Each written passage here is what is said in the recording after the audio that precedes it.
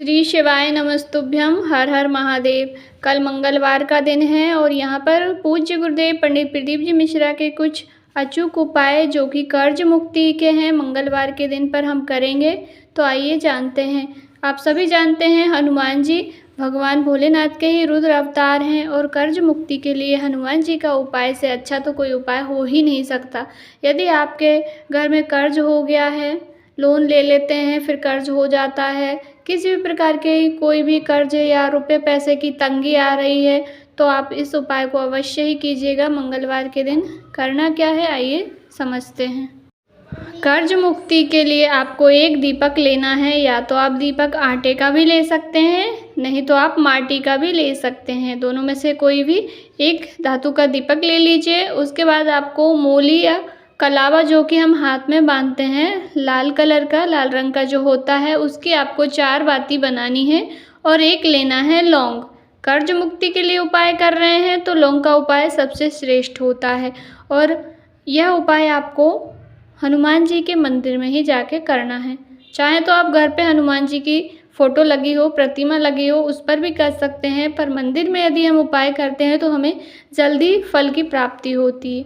तो आप मंदिर पहुंच जाइए शाम के समय, रात्रि में 8 बजे के बाद और 9:15 से पहले पहले आपको यह उपाय करना है। इसमें आपको जो एक दीपक लेकर गए हैं उस दीपक को जा करके हनुमान जी के स्मरण करके भगवान राम राम राम का जाप करके दीपक को प्रज्वलित कर देना है। चारों ही बत्ती को प्रज्वलित कर दीजिए। ये चारों बत्तियां चारों दिशाओं से अर्थात चारों काम की पूर्ति करती है। अर्थ, धर्म और काम, मोक्ष चारों ही पुरुषार्थ इसमें हो जाते हैं। तो आप चारों बत्तियों को प्रज्वलित कर दीजिए और उसके बाद उसके नीचे थोड़े से अक्षत के दाने या प्लेट में उसको रख लें। फिर उसके बाद यदि आपके पास समय है तो आप एक बार हनुमान चालीसा का पाठ कीजिए वहीं पर बैठ करके। और हनुमान चालीसा का पाठ जब आपका पूरा हो जाए, या तो आप राम धुन थोड़ी देर राम राम राम की स्तुति कर लीजिए बैठ करके। उसके बाद आपको उसी दीपक से हनुमान जी महाराज की आरती उतारनी है एक बार। यदि आप गा के आरती करना चाहते हैं तो गा के कर दीजिए, नहीं तो वैसे ही आरती आपको हनुमान जी की उतार देनी है। उतार करके और जो लौंग है आपके पास, उस लौंग को आपको उसी जो दीपक है उसके अंदर डाल देना है और अपने कर्जे का भान यानी कि स्मरण कर लेना है कि मेरे ऊपर इतना कर्जा हो गया है, पैसा नहीं आ रहा है, तंगी का जीवन जी रहे हैं। ऐसे करके आप प्रार्थना करके लौंग को दीपक के अंदर डाल दीजिए। फिर आप यदि प्लेट में दीपक को रखा है तो आप प्लेट को लेकर के आ सकते हैं, दीपक को वहीं पे छोड़ दीजिए। गुरुजी कहते हैं इस उपाय से 15 दिन के अंदर अंदर आपको लोन का जो भी कर्जा था वह चुकने लगेगा। आपके धन के इतने स्रोत बनेंगे, इतना धन आएगा कि वह कर्जा अपने आप ही हनुमान जी की कृपा से ज़रूर ही जल्दी पड़ जाएगा। पहला उपाय हमारा हो गया है कर्ज मुक्ति का। दूसरा उपाय भी कर्ज मुक्ति का है। इसमें आपको क्या करना है, एक दीपक लेना है गोल बत्ती का। अब यहाँ पर भी आप आटे का भी ले सकते हैं और मिट्टी का भी ले सकते हैं, पर इसमें 4 बाती नहीं लगानी है, केवल एक बाती लगानी है गोल, और एक लेना है लौंग। अब वो जो लौंग और दीपक लेकर के आपको जाना है बड़ के वृक्ष के नीचे। पहुंच गए। यह उपाय प्रदोष काल में शाम के समय करना है। प्रदोष काल आपको पता ही होगा, सूर्य डूबने से 45 मिनट पहले से लेकर 45 मिनट बाद तक का समय प्रदोष काल होता है और इसी काल में आपको यह उपाय करना है। बट के वृक्ष के नीचे पहुंच जाइए एक दीपक और एक लौंग लेकर के। सबसे पहले आपने जो लौंग ली है वह लौंग फूल वाली लौंग लेनी है। उसको बड़ के वृक्ष की जड़ में समर्पित कर देना है। लौंग को पहले समर्पित कर दीजिए।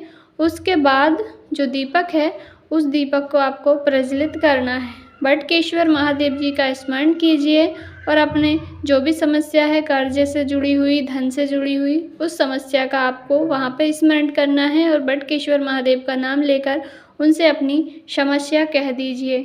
यह उपाय मंगलवार को ही किया जाता है, तो आप इस उपाय को मंगलवार लगातार कीजिए। जो पहले उपाय बताया है उसको भी आप लगातार 4 से 5 मंगलवार करके देखिएगा और इस उपाय को भी 4 से 5 मंगलवार करके देखिएगा। आपका कर्जा है जल्दी से धीरे धीरे करके शीघ्र ही उतर जाएगा। आपको उसका एहसास नहीं होगा।